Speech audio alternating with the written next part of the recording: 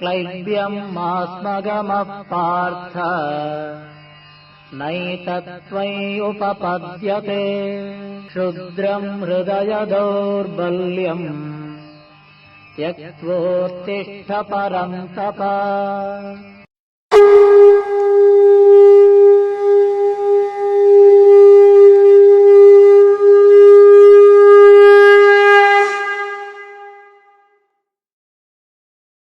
ॐ श्रीकृष्ण परब्रह्मणे नमः। ॐ श्रीकृष्ण परब्रह्मणे नमः। श्रीमद्भगवद्गीता श्रीमद्भगवद्गीता एकादशोऽध्यायः। एकादशोऽध्यायः। विश्वरूपदर्शनयोगः। विश्वरूपदर्शनयोगः। अर्जुन उवाच अर्जुन उवाच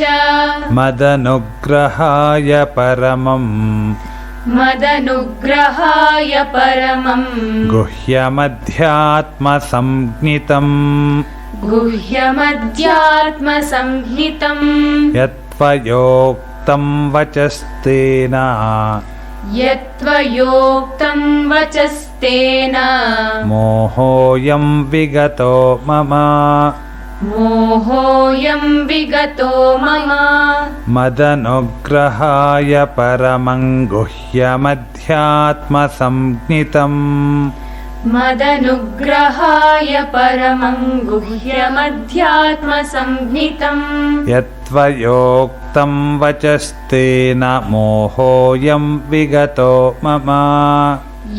यत्त्वयोक्तं वचस्तेन मोहोऽयं विगतो मम मदनुग्रहाय परमं गुह्यमध्यात्मसंज्ञितम् यत्त्वयोक्तं वचस्तेन मोहोऽयं विगतो मम मदनुग्रहाय परमं गुह्यमध्यात्मसंज्ञितम् यत्त्वयोक्तं वचस्तेन मोहोऽयं विगतो मम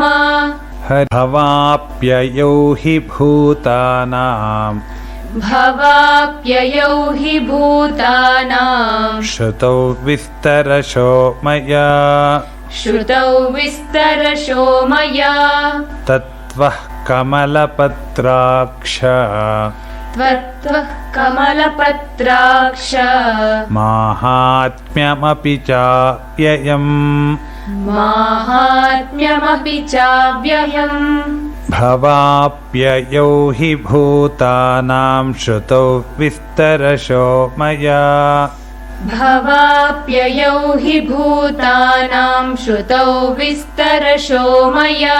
त्वत्तः कमलपत्राक्ष माहात्म्यमपि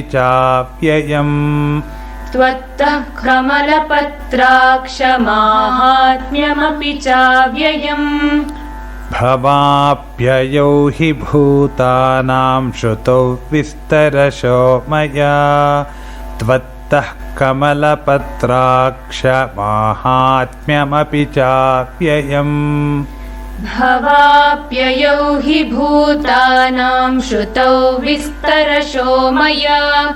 त्वत्तः कमलपत्राक्ष माहात्म्यमपि चाव्ययम् एवमेतद्यथातत्त्वम्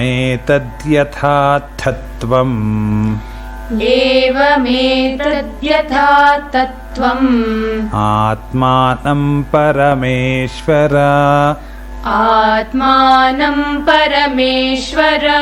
द्रष्टुमिच्छामि ते रूपम् ऐश्वरं पुरुषोत्तम एवमेतद्यथातत्त्वमात्मानं परमेश्वर द्रष्टुमिच्छामि ते रूपमैश्वरं पुरुषोत्तम द्रष्टुमिच्छामि ते रूपमैश्वरम् पुरुषोत्तम एवमेतद्यथार्थत्वमात्मानं परमेश्वर द्रष्टुमिच्छामि ते रूपमैश्वरं पुरुषोत्तम एवमेतद्यथार्थत्वमात्मानं परमेश्वर द्रष्टुमिच्छामि ते रूपमैश्वरं पुरुषोत्तम मन्यसे यदि तच्छक्यम् मन्यसे यदि तच्चक्यम् मया द्रष्टुमिति प्रभो मया द्रष्टुमिति प्रभो योगीश्वर ततो मे त्वम् योगेश्वर ततो मे त्वम् दर्शयात्मानमव्ययम् दर्शयात्मानमव्ययम् मन्यसे यदि तच्छक्यम् मया द्रष्टुमिति प्रभो मन्यसे यदि तच्छक्यम् मया द्रष्टुमिति प्रभो योगीश्वर ततो मे त्वं दर्शयात्मानमव्ययम्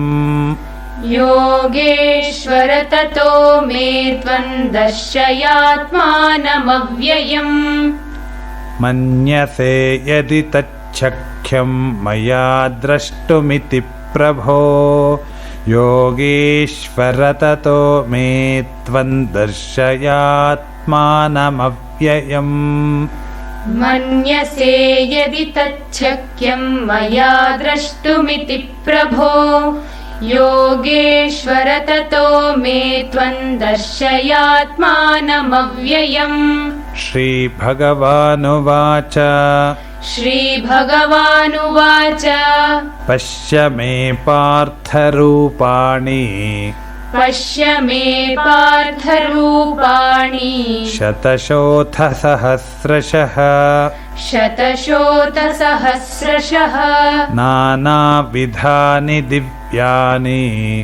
नानाविधानि दिव्यानि नानावर्णाकृतीनि च नानावर्णाकृतीनि च पश्य मे पार्थरूपाणि शतशोथसहस्रशः पश्य मे पार्थरूपाणि शतशोथसहस्रशः नानाविधानि दिव्यानि नानावर्णाकृतीनि च नानाविधानि दिव्यानि नानावर्णाकृतीनि च पश्य मे पार्थरूपाणि शतशोथसहस्रशः नानाविधानि दिव्यानि नानावर्णाकृतीनि च पश्य मे पार्थरूपाणि शतशोथसहस्रशः नानाविधानि दिव्यानि नानावर्णाकृतीनि च पश्यादित्यान् वसून् रुद्रान् पश्यादित्यान् वसून् रुद्रान् अश्विनौ मरुतस्तथा अश्विनौ मरुतस्तथा बहून्यदृष्टपूर्वाणि बहून्यदृष्टपूर्वाणि पश्याश्चर्याणि भारत पश्याश्चर्याणि भारत पश्यादित्यान् वसून् रुद्रान् अश्विनौ मरुतस्तथा पश्यादित्यान् वसून् रुद्रान् अश्विनौ मरुतस्तथा बहून्यदृष्टपूर्वाणि पश्याश्चर्याणि भारत बहून्यदृष्टपूर्वाणि पश्याश्चर्याणि भारत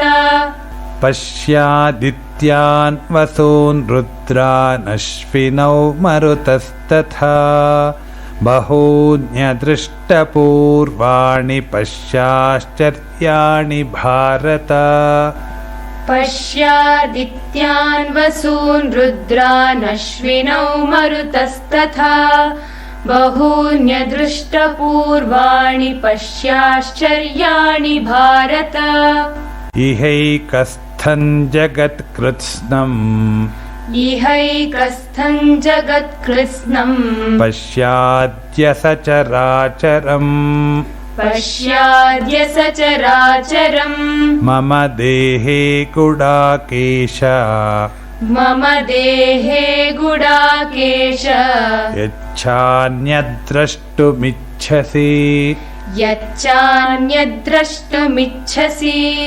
इहैकस्थं जगत्कृत्स्नं पश्याद्य सचराचरम् इहैकस्थं जगत्कृत्स्नं पश्याद्य सचराचरम्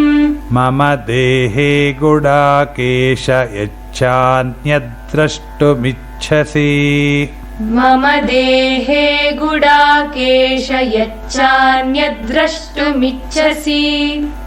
इहैकस्थं जगत्कृत्स्नं पश्याद्य सचराचरम् मम देहे गुडाकेश यच्छान्यद्द्रष्टुमिच्छसि इहैकस्थं जगत्कृत्स्नं पश्याद्य सचराचरम् मम देहे गुडाकेश यच्चान्यद्द्रष्टुमिच्छसि न तु मां शक्यसे द्रष्टुम् न तु मां शक्यसे द्रष्टुम् अनेनैव स्वचक्षुषा अनेनैव स्वचक्षुषा दिव्यं ददामि ते चक्षुः दिव्यं ददामि ते चक्षुः पश्य मे योगमैश्वरम् पश्य मे योगमैश्वरम् न तु मां शक्यसे द्रष्टुमनेनैव स्वचक्षुषा न तु मां शक्यसे द्रष्टुमनेनैव स्वचक्षुषा दिव्यं ददामि ते चक्षुः पश्य मे योगमैश्वरम् दिव्यं ददामि ते चक्षुः पश्य मे योगमैश्वरम् न तु मां शक्यसे द्रष्टुमनेनैव स्वचक्षुषा दिव्यं ददामि ते चक्षुः पश्य मे योगमैश्वरम् न तु मां शक्यसे द्रष्टुमनेनैव स्वचक्षुषा दिव्यं ददामि ते चक्षुः पश्य मे योगमैश्वरम् सञ्जय उवाच सञ्जय उवाच एवमुक्त्वा ततो राजन् एवमुक्त्वा ततो राजन् महायोगेश्वरो हरिः महायोगेश्वरो हरिः दर्शयामास पार्थाय दर्शयामास पार्थाय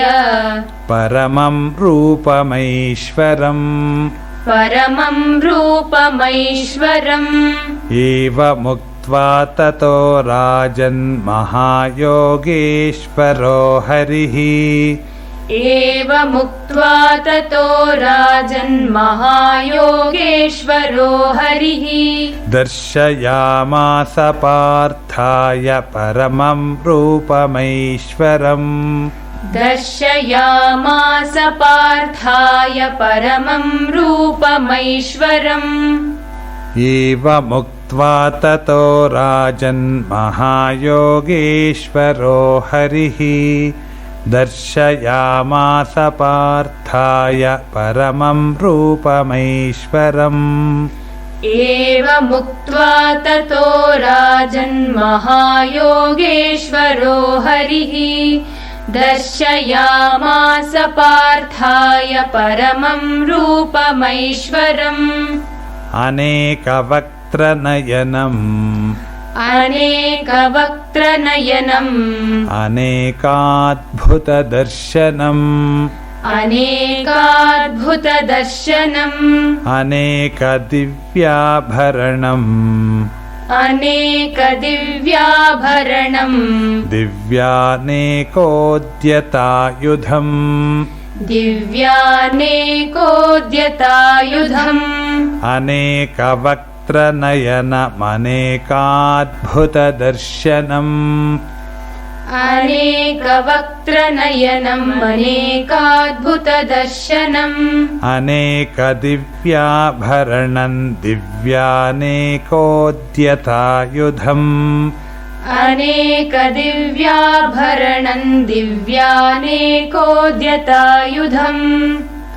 अनेकवक्त्रनयनमनेकाद्भुतदर्शनम्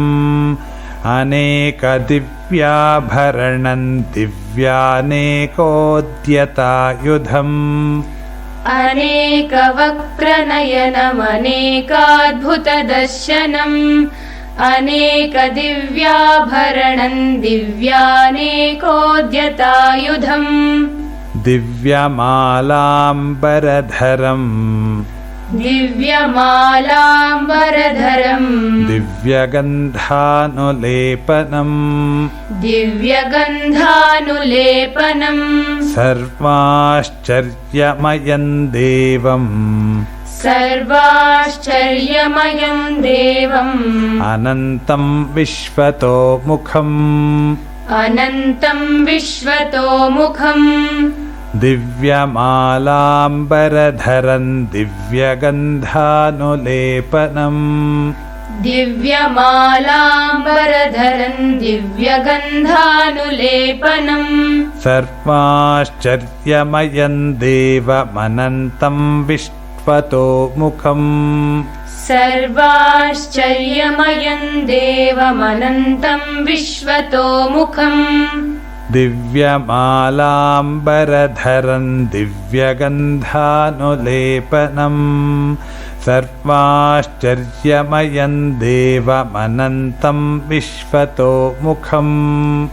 दिव्यमालाम्बरधरम् दिव्यगन्धानुलेपनम् सर्वाश्चर्यमयम् देवमनन्तम् विश्वतोमुखम्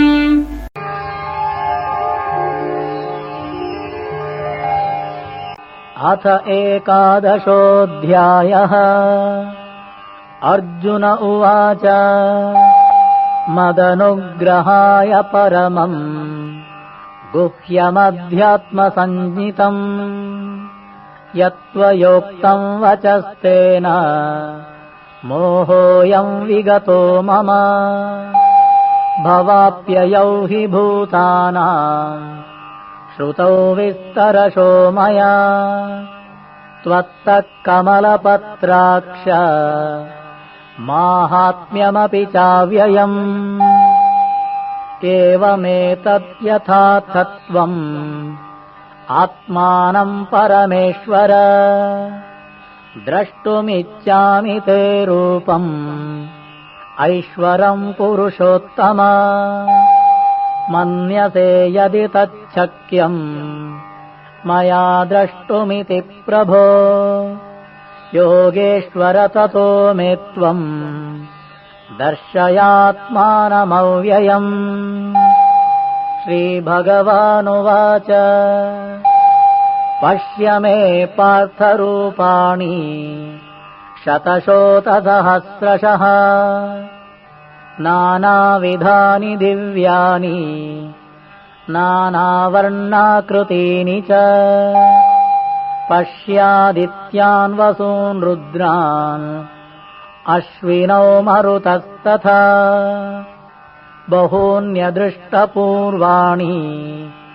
पश्याश्चर्याणि भारत इहैकस्थम् जगत्कृत्स्नम् पश्याद्य सचराचरम् मम देहे गुडाकेश यच्चान्यद्द्रष्टुमिच्छसि न तु माम् शक्यसे द्रष्टुम् अनेनैव स्वचक्षुषा दिव्यम् ददामि ते चक्षुः पश्य मे योगमैश्वरम् सञ्जय उवाच एवमुक्त्वा ततो राजन् महायोगेश्वरो हरिः दर्शयामास पार्थाय परमं रूपमैश्वरम् अनेकवक्त्रनयनम् अनेकाद्भुतदर्शनम् अनेकदिव्याभरणम् दिव्यानेकोद्यतायुधम् दिव्यमाल्याम्बरधरम् दिव्यगन्धानुलेपनम् सर्वाश्चर्यमयम् देवम् अनन्तम् विश्वतोमुखम्